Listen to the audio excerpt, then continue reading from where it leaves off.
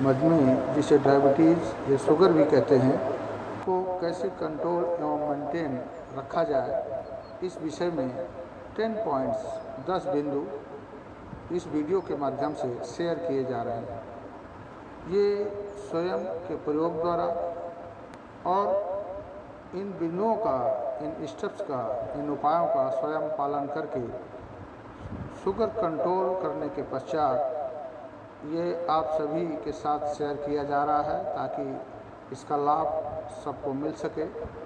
इस वीडियो में डायबिटीज़ के कारण एवं निवारण, डायबिटीज़ के चक्रव्यूह को कैसे तोड़ें एवं ब्लड में शुगर लेवल कितना भी बढ़ा क्यों ना हो, कैसे कंट्रोल किया जा सकता है, और जो लोग डायबिटिक नहीं हैं, प्री डायबिटिक हैं, सभी के लिए ये वीडियो लाभकारी है। और इसमें जो 10 पॉइंट्स 10 स्टेप्स बताए गए हैं, उसका पालन करके न केवल डायबिटीज़ को बल्कि मोटापा, weight loss, low and high blood pressure एवं अन्य सभी प्रकार के रोगों से भी बचा जा सकता है। तो इस वीडियो को पूरा अवश्य देखें और शुगर को कंट्रोल करने में, शुगर को मेंटेन करने में ये वीडियो आप लोगों के लिए बहुत लाभकारी साबित हो सकता है, बहुत हेल्पफुल साबित हो सकता है। इसलिए इस वीडियो को अंत तक ज़रूर देखें।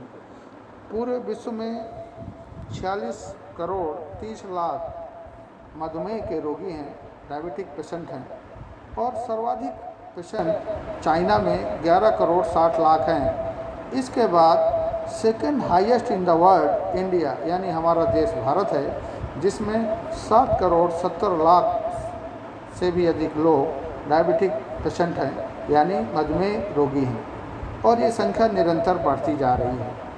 अब टाइप 2 डायबिटीज़ जो होता है कि हमारे शरीर में जो पैंक्रियाज है उसका काम इंसुलिन का निर्माण करना है, तो किन्हीं भी कारणों से पैंक्रियाज इंसुलिन का निर्माण कम कर देता है या इंसुलिन कम बनने लग जाता है, जो कि एक हार्मोन है।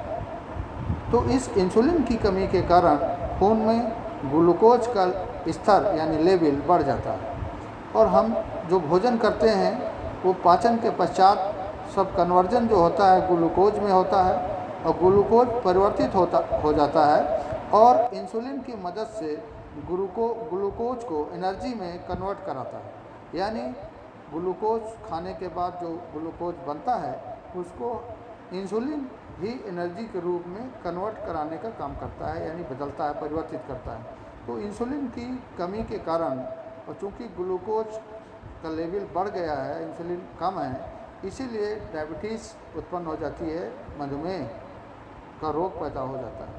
तो नॉर्मल यानी स्वस्थ व्यक्ति के लिए ये नॉर्मल रेंज जो है, नॉर्मल रेंज जिसे कहा गया है कि अगर 70 और 100 mg पर DL 70 और 100 के बीच में सुबह खाली पेट रहता है तो ये नॉर्मल है। और अगर खाना खाने के 1.5 और 2 घंटे के बीच में 140 mg पर DL है या 150 mg पर DL तक है तो ये भी नॉर्मल है। इसके ऊपर जब ग्लूकोज का लेवल ब्लड में बढ़ जाता है तो इसका भी लेवल बढ़ने लगता है, और ये बढ़ कर के अब ये निर्भर है कि ग्लूकोज का लेवल किस लेवल तक बढ़ा हुआ है, वही लेवल इस जांच में प्रदर्शित होने लगता है। और 200 के ऊपर 250, 300, 350, 400, 450 ये प्रदर्शित करता है कि शुगर का लेवल कितना है, और वो ग्लूकोज ब्लड में जो सर्कुलेट हो रहा है उस लेवल के कारण ये फिगर डिस्प्ले होती है। ये बढ़ी हुई जो रेंज है ये बढ़ी हुई प्रदर्शित होती है। तो डायबिटीज़ आने के क्या कारण हैं? डायबिटीज़ का सबसे बड़ा कारण है स्ट्रेस यानी तनाव। तनाव ही मुख्य इसका कारक है, और मुख्य कहा जा सकता है कि तनाव यानी स्ट्रेस डायबिटीज़ का निर्माता भी है, यानी डायबिटीज़ के निर्माण में, डायबिटीज़ उत्पन्न करने में सबसे बड़ा जो अहम रोल प्ले कर रहा है वो स्ट्रेस यानी तनाव है। यानी मोर देन 70% रोल तनाव का ही है। दूसरा जो अनियमित खान पान, अनियमित दिनचर्या, भोजन सही समय पर न करना, नींद में गड़बड़ी और कम पानी पीना, ज़्यादा कोल्ड ड्रिंक्स, फास्ट फूड एवं अन्य ऐसे चीज़ों का इस्तेमाल जो कि शरीर के लिए उपयोगी नहीं हैं, तो इन कारणों से भी डायबिटीज़ होता है। तो कुल मिलाकर के स्ट्रेस और खान पान की अनियमितता यानी सही दिनचर्या न होने के कारण और जो खाद्य पदार्थ लिए जा रहे हैं वो इस प्रकार के पदार्थ हैं कि जो उपयोगी नहीं ज़्यादा हैं, तो शरीर में डायबिटीज़ यानी मधुमेह और उत्पन्न कर देते हैं। तो अब इसके जैसे ही डायबिटीज़ उत्पन्न होगा उसके लक्षण प्रदर्शित होने लगेंगे, यानी बार बार पेशाब आना, हाथ पैरों में दर्द, भूख कम लगना, प्यास कम लगना, शरीर में एनर्जी लेवल कम हो जाता है। तो जैसे ही शरीर में एनर्जी लेवल कम हो जाएगा उसके जो प्रभाव शारीरिक अंग पर पड़ने लगते हैं और ज़्यादा कई लंबे समय तक शुगर यानी डायबिटीज़ बढ़ा रहने पर, जब इसका लेवल काफ़ी बढ़ा हुआ होता है, काफ़ी दिन तक लगातार बढ़ा रहता है, तो शरीर के जो हमारे अंग हैं, किडनी, आँख, हृदय, तंत्रिकाओं की समस्या और शरीर की क्रियाशीलता को कम कर देता है। तो इसीलिए इसको कहा गया है कि ये एक साइलेंट किलर है, यानी चुपचाप शरीर के आंतरिक अंगों को और शरीर के अन्य अंगों को भी नुकसान पहुंचाता है। इसीलिए एक खतरनाक बीमारी के रूप में इसकी पहचान है डायबिटीज़ की। तो इसको कंट्रोल करने के लिए, मेंटेन रखने के लिए इस वीडियो में 10 पॉइंट सॉल्यूशन यानी डायबिटीज़ को कैसे कंट्रोल करें, कैसे मेंटेन रखें और इसके साथ ही डायबिटीज़ का पूरा कारण और निवारण और डायबिटीज़ के चक्रव्यूह को कैसे तोड़ें। तो ये 10 पॉइंट्स पर अगर देखा जाए, इनको 10 बिंदुओं पर काम किया जाए या 10 बिंदुओं का पालन किया जाए, तो निश्चित रूप से न केवल डायबिटीज़ बल्कि अन्य बीमारियां भी कंट्रोल में आ जाएंगी, चाहे वो मोटापा हो, हाई ब्लड प्रेशर हो, लो ब्लड प्रेशर हो, शरीर संबंधित कोई भी कमजोरी हो, समस्या हो, वो इन बिंदुओं के, इन स्टेप्स का पालन करने के बाद आपके कंट्रोल में हो सकती है। तो इनमें सबसे पहले जो है कि जो भी शुगर पेशेंट हैं यानी डायबिटिक लोग हैं, उनकी दिनचर्या सुबह 4:30 बजे और 5 बजे के बीच अवश्य जग जाना चाहिए पहला स्टेप में। और पहला जगने के तत्काल पश्चात कब्ज दूर करना, कॉन्स्टिपेशन। जब तक शरीर में कब्ज रहेगा तब तक डायबिटीज़ को कंट्रोल नहीं किया जा सकता। इसलिए कब्ज दूर करने के जो उपाय है उनको करना है। उसमें बहुत सारे लोग अपना त्रिफला चूर्ण का प्रयोग करते हैं, बहुत सारी अन्य दवाइयाँ भी ली जाती हैं, लेकिन जो सबसे सरल, सुलभ और सस्ता उपाय है वो ये है कि जगने के बाद गुनगुना पानी 1 गिलास से बढ़ाते हुए 2 गिलास, जितना पी सकें 3 गिलास तक पिए धीरे धीरे, और दिनचर्या, प्रतिदिन की दिनचर्या में अपने शामिल कर लें। और ये गुनगुना पानी पीने से पेट साफ हो जाएगा, कॉन्स्टिपेशन कंट्रोल में आ जाएगा। जब कॉन्स्टिपेशन कंट्रोल में आ जाएगा तभी आपका शुगर भी कंट्रोल हो सकता है। तो कोई भी उपाय करके किसी भी प्रकार से यदि कब्ज है, कॉन्स्टिपेशन है, तो इसको ज़रूर दूर करें और इसको दूर करने के पश्चात भी आगे शुगर को कंट्रोल करने में मदद हो सकती है। दूसरा है ऑक्सीजन। ये हमारी प्राणवायु, शरीर की एनर्जी को, शरीर में ऑक्सीजन का होना प्रचुर मात्रा में बहुत आवश्यक है। ऑक्सीजन जब तक प्रचुर मात्रा में शरीर में नहीं होगा तब तक भी डायबिटीज़ को कंट्रोल करने में बहुत ही मुश्किल का सामना करना पड़ सकता है। इसलिए दूसरा स्टेप में ऑक्सीजन का होना प्रचुर मात्रा में शरीर में लें। इसके लिए सबसे बढ़िया उपाय है कि सुबह की सैर, मॉर्निंग वॉक जाएं। वहाँ पर सुबह की सैर जब करेंगे तो पूरा शरीर एक्टिव हो जाएगा और वहाँ देखेंगे कि प्राकृतिक सुरम्य वातावरण, लोग घूमते हुए मिलेंगे, टहलें, घूमें, श्वास प्रश्वास करें और प्रचुर मात्रा में ऑक्सीजन लें। तीसरा स्टेप है कि पसीना बहाना, यानी डायबिटिक लोगों के लिए डायबिटीज़ को कंट्रोल करने के लिए प्रतिदिन शरीर से पसीना बहाना आवश्यक होता है। और इसके लिए कोई भी उपाय करके, चाहे एक्सरसाइज करें, चाहे कोई घरेलू काम इस तरह का करें जिससे पसीना निकले, कुछ भी उपाय करके पसीना बहाना आवश्यक है। तो तीसरा उपाय, पसीना अवश्य बहाना चाहिए इसको कंट्रोल करने के लिए। और चौथा है योग एवं प्राणायाम। योग सही तरीके से ये हमारी सभी रोगों को दूर करने की क्षमता ताकत इसके अंदर है। तो योग प्राणायाम करने के लिए अनुलोम विलोम, कपालभाति, श्वास प्रश्वास, मंडूकासन, पैरों को घुमाना, सभी पैकेज बना करके एक योग का, और योगा को प्रतिदिन अपनी दिनचर्या में अवश्य शामिल करना चाहिए, तभी शुगर कंट्रोल हो सकता है। योगा शरीर, मन एवं आत्मा को एक साथ मिला देता है और हमारे शरीर के अंदर जो भी रोग उत्पन्न हो रहे हैं उनको दूर करने में योगा यानी प्राणायाम, योग का बहुत महत्व है। इसलिए प्रतिदिन 30 से 40 मिनट योग एवं प्राणायाम अवश्य करें। इससे आपको शुगर कंट्रोल करने में बहुत मदद मिल सकती है। पांचवा पॉइंट है एक्यूप्रेशर। एक्यूप्रेशर शरीर के महत्वपूर्ण अंगों के प्रतिबिंब केंद्र हथेलियों एवं तलवों में पाए जाते हैं। एक बिंदु पर दबाने से पूरा भाग प्रभावित होता है और शरीर का ब्लड सर्कुलेशन सही हो जाता है। शरीर हमारा नसों, धमनियों, सिर से पैर तक जुड़ा होता है और शरीर के सभी आंतरिक अंगों के प्रतिबिंब भी हथेलियों और पंजों में पाए जाते हैं। इसलिए शरीर के हथेलियों और पंजों के पॉइंट्स दबाना चाहिए, प्रेशर पकड़ लगा के। वो पॉइंट दबाने से और शरीर के आंतरिक अंग एक्टिव होने लगते हैं और इससे जो है डायबिटीज़ को कंट्रोल करने में ये बहुत लाभकारी सिद्ध हो रहा है।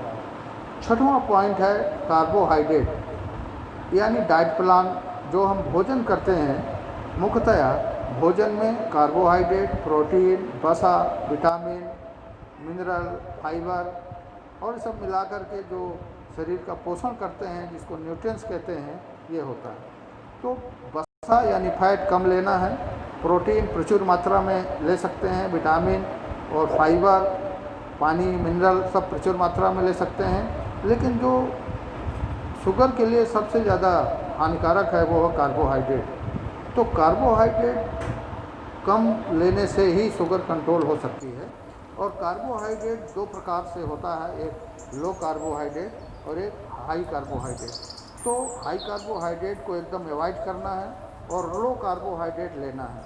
अब लो कार्बोहाइड्रेट में कौन सी चीज़ें हैं, जैसे राजमा है, मूंग की दाल है, पनीर है, दही है, अंकुरित अन्न है, चने हैं, मूंग है, दूध है, अंडे हैं, मछली है, चिकन है, सोयाबीन, मसूर की दाल, पिस्ता, ओट्स, दलिया आदि ये लो कार्बोहाइड्रेट्स में आते हैं।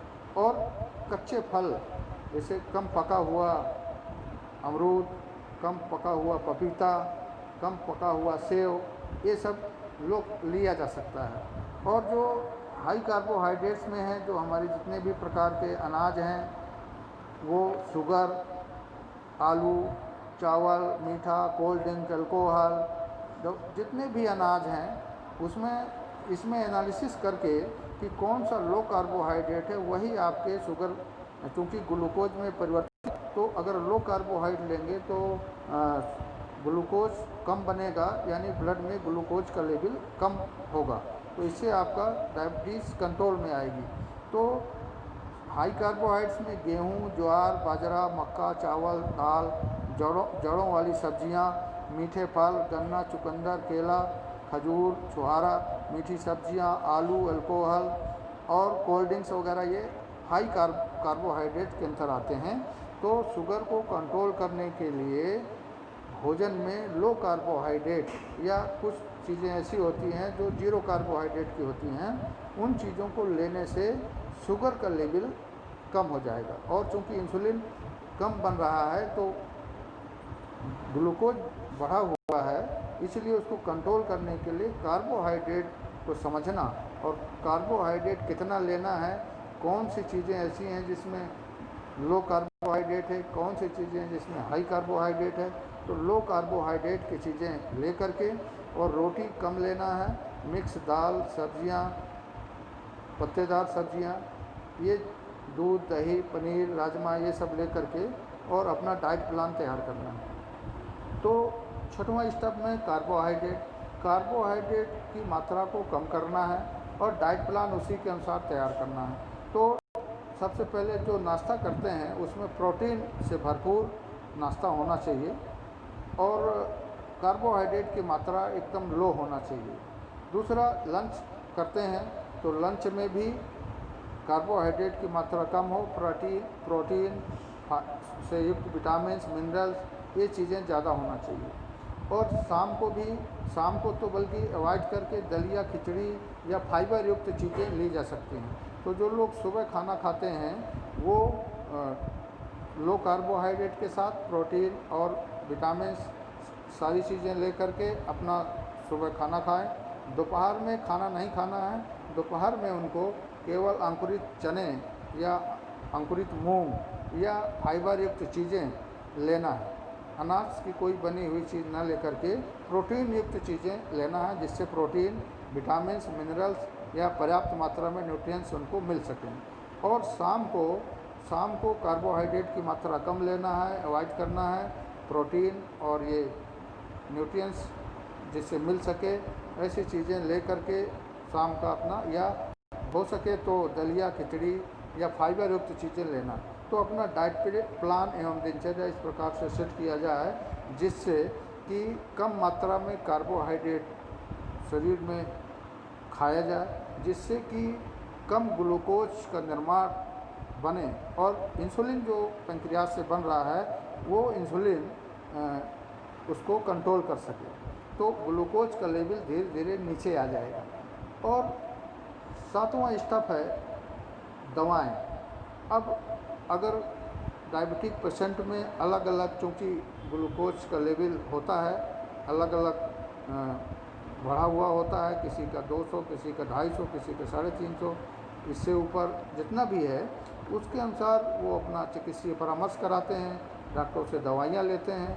और दवाइयाँ एलोपैथिक भी लोग लेते हैं, होम्योपैथिक भी लेते हैं, आयुर्वेदिक भी लेते हैं। तो अगर जब तक ये आपका पूरी तरह से इन नियमों का पालन करके डायबिटीज़ कंट्रोल में नहीं होती है तब तक आप दवाएं लेते रहिए। एलोपैथिक दवाएं ले रहे हैं, लेते रहिए। होम्योपैथिक और आयुर्वेदिक दवाएं तो आप ले सकते हैं, उसमें कोई शरीर को नुकसान नहीं है।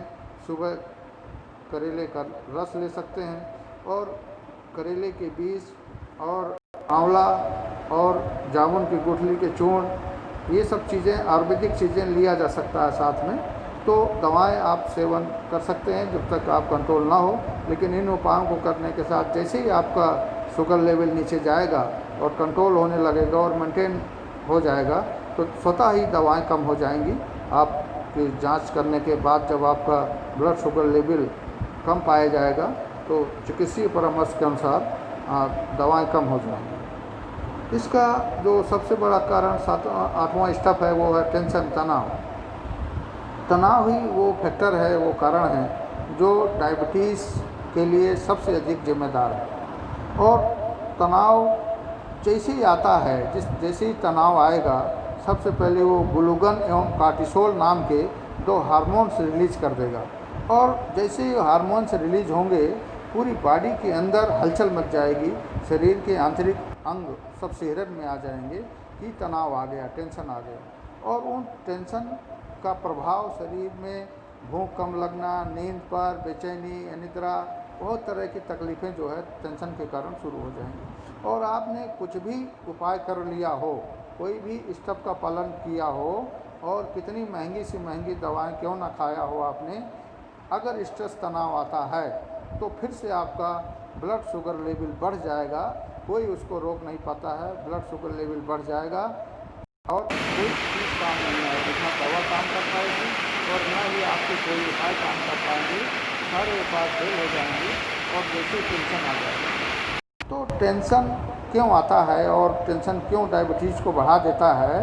तो टेंशन आने के जो मुख्य कारण है तनाव, वो है जिन कारणों से तनाव पैदा होता है, ज़्यादातर आर्थिक समस्याएं हैं, अनहोनी घटनाएं हो रही हैं, होने के कारण भी तनाव आता है, घर में किसी की बीमारी के कारण तनाव आता है और पारिवारिक जिम्मेदारियों के निर्वहन करने में के कारण कुछ दिक्कतों के कारण तनाव उत्पन्न होता है, जैसे बच्चों की शिक्षा, मकान, लड़के लड़कियों की शादी आदि की चिंताएं और पारिवारिक जिम्मेदारियों के निर्वहन में कई प्रकार की समस्याएं आने के कारण भी तनाव होता है। गलत निर्णय करने के कारण, गलत निर्णय होने के कारण भी तनाव उत्पन्न हो जाता है। घरेलू कलह, रिश्तों में कटुता, दरार, दूसरों द्वारा गलत व्यवहार, अपमान, कटुता, वैमनस्यता, दूसरे लोग तनाव देते हैं और इसके लिए बहुत सारी ऐसी परिस्थितियां हैं जो परिस्थितियों के कारण भी तनाव पैदा होता है।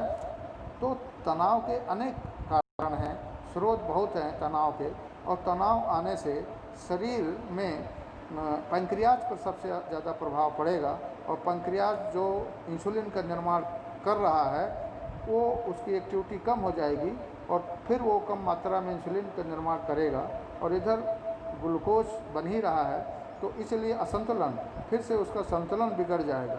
इसलिए अगर डायबिटीज़ को कंट्रोल करना है तो तनाव, स्ट्रेस को कैसे रिमूव किया जाए, कैसे कम किया जाए, कैसे बचा जाए।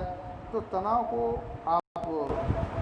तनाव तो आता ही है और तनाव आने से तमाम समस्याएं भी उत्पन्न हो रही हैं। तो तनाव को दूर करने के कुछ उपाय ऐसे किए जा सकते हैं, जैसे मेडिटेशन, यानी 10, 15, 20 मिनट के लिए आंख बंद करके बैठ जाएं और ध्यान केंद्रित करें तो आपको अनंत आकाश की तरह काले काले बादल, प्रकाशपुंज दिखाई देने लगेंगे। उस पर अपना ध्यान केंद्रित करें और 15 से 20 मिनट तक ध्यान में बैठें, मेडिटेशन करें। इससे तनाव काफ़ी कम हो जाता है। दूसरा कि एक्यूपंक्चर, यानी जो हमारे हथेलियों और पैरों की उंगलियां हैं, इनके पॉइंट्स हैं, इनको दबाएं। इनको दबाने से भी काफ़ी राहत मिलती है तनाव में। और प्रकृति के साथ जुड़ें, प्राकृतिक वातावरण, प्रकृति को देखें, समझें। और प्राकृतिक वातावरण में और प्रकृति में वो शक्ति है कि शरीर में चाहे कोई भी रोग उत्पन्न हो गया हो, किसी भी प्रकार का रोग उत्पन्न हो गया हो, कितना ही बड़ा रोग क्यों ना हो, प्रकृति में वो शक्ति है, वो ताकत है जो हर प्रकार के रोगों को दूर करने की शक्ति प्रकृति में है। इसलिए प्राकृतिक वातावरण में ज़रूर रहें, प्रकृति के साथ जुड़ें, प्राकृतिक दृश्यों को देखें और उसका लाभ अपने तनाव को कम करने की कोशिश करें। चौथा पॉइंट तनाव को कम करने का है कि नेगेटिव, नकारात्मक लोगों से दूर रहें, क्योंकि जैसे ही नकारात्मक लोग होते हैं वो तनाव को बढ़ा देते हैं। इसलिए अनावश्यक तनाव न उत्पन्न हो, और अनावश्यक तनाव उत्पन्न होने के कारण फिर से आपका ग्लूकोज लेवल बढ़ेगा, डायबिटीज़ बढ़ जाएगी। और इसके लिए ज़रूरी है कि नेगेटिव लोगों से दूर रहा जाए और अपने आप को व्यस्त रखें। म्यूजिक, अच्छा साहित्य, वीडियो सुनें और वो हर संभव कोशिश करें जिससे टेंशन, तनाव कम हो, क्योंकि तनाव के बढ़ने से ही आपका शुगर कंट्रोल करने में परेशानी आ सकती है। तो इसलिए ये जो 10 पॉइंट्स में अंतिम पॉइंट्स है कि खाने योग्य एवं न खाने योग्य कौन से पदार्थ हैं, और शाम की सैर एवं रात की नींद। तो इसमें खाने योग्य जो पदार्थ हैं उसमें बहुत सारी चीज़ें ऐसी हैं जो आराम से, आसानी से ले करके उससे कोई दिक्कत नहीं होगी, लिया जा सकता है। जैसे दही है, राजमा है और सभी मूंग की दाल है, पनीर है, अंकुरित अन्न है, अंडे, मछली, चिकन, सोयाबीन, ये सब, पिस्ता, ओट्स, दलिया, ये ले करके और उसको कंट्रोल करने की कोशिश करना है। 10वां पॉइंट, शाम की सैर ज़रूर करें और रात में अच्छी नींद लें और आपके डायबिटीज़ को कंट्रोल आप कर सकें। जो भी लोग इससे पीड़ित हों, इन्हीं शुभकामनाओं के साथ आप ज़रूर इन स्टेप्स का पालन करते हुए अपनी कितनी भी बड़ी हुई डायबिटीज़ क्यों ना हो, कंट्रोल करें। धन्यवाद।